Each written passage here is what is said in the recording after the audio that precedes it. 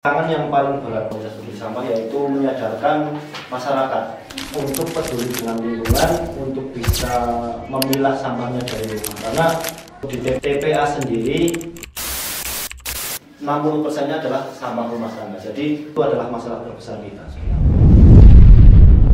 Assalamualaikum warahmatullahi wabarakatuh. Kembali lagi di Sekawan Podcast. Kali ini kita akan membahas dan menggali lebih dalam tentang komunitas peduli sampah atau lebih dikenal dengan Kompas. Oke, bersama komunitas peduli sampah, saya Yofi Listiati selaku host pada hari ini akan membawakan acara podcast. Kita hari ini akan berbicara dengan pahlawannya lingkungan yang berkontribusi untuk memerangi masalah sampah. Oke, dengan Bapak Ahmad Haniman. Silakan Pak memperkenalkan diri terlebih dahulu. Nama saya Ahmad Haniman. Saya di sini selaku Ketua Komunitas Peduli Sampah Banjarnegara yang basecamp kita ada di Desa Wanaraja, tepatnya di Dusun Bagundang. Seperti itu. Oh ya, untuk berdirinya Kompas ini sejak kapan sih Pak? Ya, berdirinya Komunitas Peduli Sampah Banjarnegara berdiri pada tanggal 2 bulan September tahun 2017. Berarti sudah agak lama ya Pak? Ya. Ya. Lalu bagaimana perjalanan Anda dalam menjadi bagian dari komunitas peduli sampah ini? Ya, di saya sendiri dulu adalah terbentuknya komunitas peduli sampah itu kita bergerak di bidang persampahan dan kita peduli dengan adanya sungai. Sebenarnya dulu adanya sungai Sikunang yang berada di bawah dusun kita itu menjadi tempat pembuangan akhir atau menjadi tempat sampah. Jadi kita merasa peduli dengan sungai, lalu kita membuat komunitas peduli sampah. Iya. Biasanya kegiatan-kegiatan yang dilakukan untuk mengelola sampah itu seperti apa Pak? Contohnya? Ya, yang pertama dulu kita mendaur ulang sampah yang ada, baik itu organik maupun anorganik. Tapi lama-kelamaan itu hanya memperpanjang masa sampah saja, masa umur sampah. Jadi untuk saat ini fokus kami yaitu tentang pemusnahan sampah dengan membuat tungku pembakaran sampah khusus anorganik yang ramah asap atau ramah lingkungan. Dan di situ juga di komunitas kami juga tidak hanya di lingkungan persampahan saja, juga reboisasi terus untuk penanganan atau respon-respon bencana. Seperti itu. Lalu sebagai anggota Kompas tentunya ada rintangan-rintangan besar apa yang dilalui oleh komunitas ini? Ya, rintangan yang paling berat bagi kita dari komunitas peduli sampah yaitu menyadarkan masyarakat tentang pemilahan sampah itu dari rumah.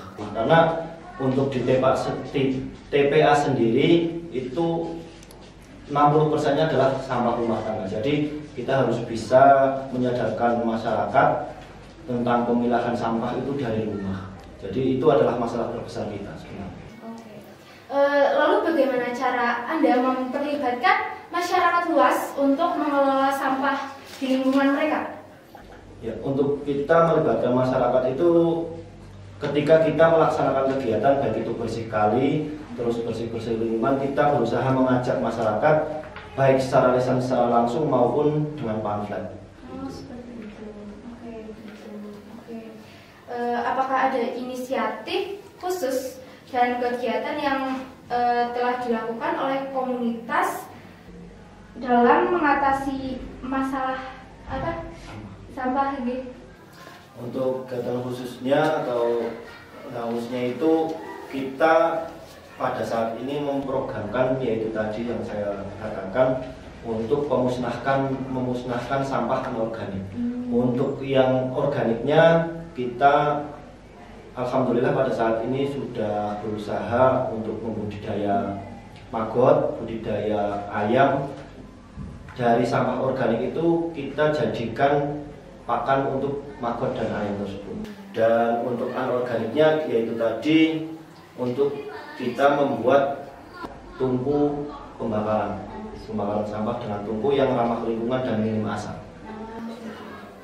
Lalu untuk dampak positif yang telah dilihat dari Anda sebagai ketua, tentunya setelah adanya komunitas ini, baik personal maupun lingkungan sekitar Anda itu apa?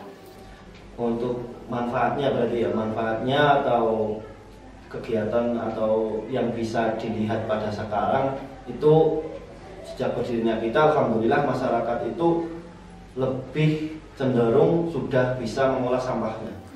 Mengolah sampahnya yang tadinya dibuang ke sungai, dibuang di selokan, itu mereka sudah bisa memusnahkan sendiri dan menggunakan kembali.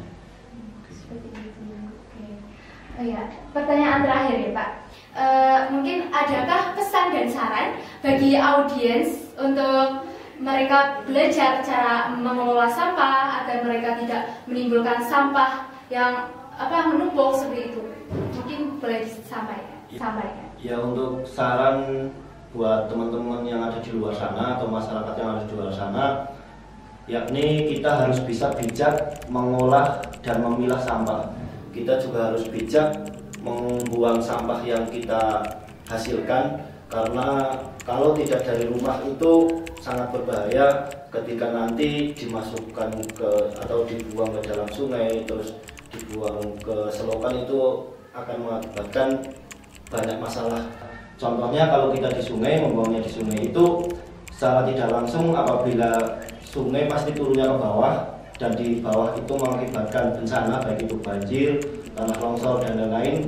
Itu adalah kita yang membuang itu secara tidak langsung adalah menjadi pelaku dari bencana itu tersebut. Jadi kalau kita sebagai orang Islam masih tahu kalau kita menjadi pelaku kejahatan atau keburukan pasti ada imbasnya. Mungkin seperti itu. Ya, jadi seperti itu teman-teman. Ketika kita membuat sampah dan kita tidak mengelolanya dengan baik, itu akan menjadikan bencana bagi alam kita. Jadi kita harus bijak dalam mengelola dan juga membuang sampah. Tidak hanya dibuang saja tentunya ya Pak. Ya. Ya, seperti itu.